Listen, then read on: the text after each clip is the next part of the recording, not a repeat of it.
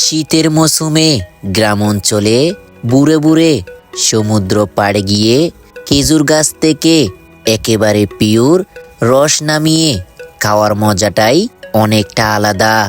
এই ধরনের মজাটা একমাত্র গ্রাম অঞ্চলের মানুষরা পেয়ে থাকে।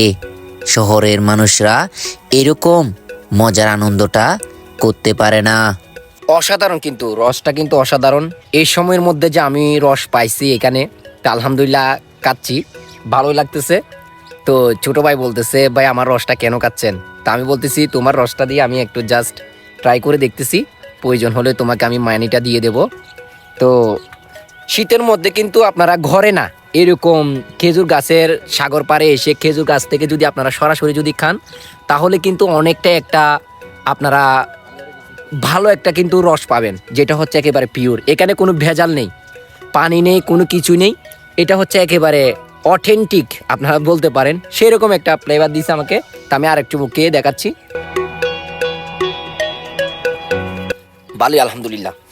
তো গায়েস একেবারে পিওর।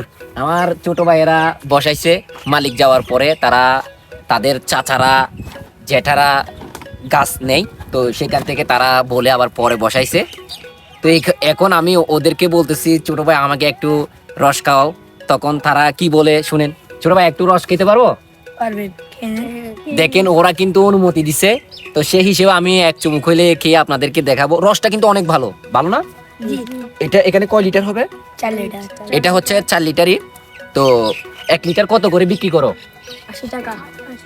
80 টাকা। মানে গ্রাম অঞ্চলে 80। দেখেন গ্রাম অঞ্চলে কিন্তু 80 টাকা। ব্যাপারে ওনাদের থেকে নিলে, ওনাদের কাকার থেকে নিলে কিন্তু 60 টাকা করে না, ওনাদের থেকে 80 টাকা।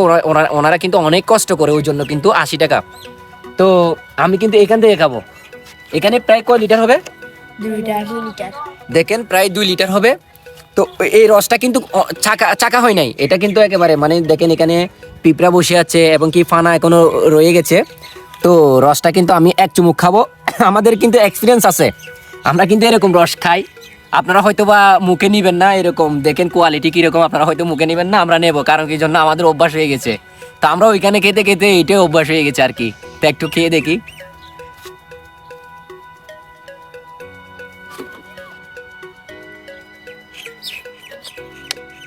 অনেক ভালো, অনেক ভালো। তো খেয়েও মজা পেলাম, অনেক ভালো। তো এটা খাওয়ার জন্য ওনাদেরকে আমি অ্যাটাক করেছি, ওনারা বলছে না খেতে পারবেন, অসুবিধা নেই। দেখেন আমাদের গ্রাম অঞ্চল আসবেন, গ্রাম অঞ্চলের ছেলেরা কিন্তু অনেক নিখুঁত, তারা কিন্তু তাদের মনগুলা সরল, তারা কিন্তু চাওয়ার সাথে সাথে অনেক কিছু দিয়ে দেয়। তারা কিন্তু পার্সোনালি ভাবে আমাকে রেসপেক্ট করে, আমাকে চিনে, অনলাইনে দেখে, তো ওই জন্য চিনে। আমাকে চিনো তোমরা? তো ওনারা কিন্তু আমাদের গ্রাম অঞ্চলেরই। ওনাদের আমি কিন্তু ফুটবলের একটা টিমেরও ব্যবস্থা করেছিলাম, তাই না? তোমরা খেলছিলে না আমার টিমের মধ্যে? তো ওরা কিন্তু অনেক ভালো মন, দেখেন কিরকম ভালো। তো ওনাদের জন্য সবাই দোয়া করবেন। ওরাও পড়ালেখা করো? কোন ক্লাসে? ও ক্লাস 3-তে পড়ে, এবার ক্লাস 3-তে উঠছে। রুল কত? 19। আচ্ছা যাই হোক, ওনারা কিন্তু, তুমি কোন ক্লাসে পড়ো?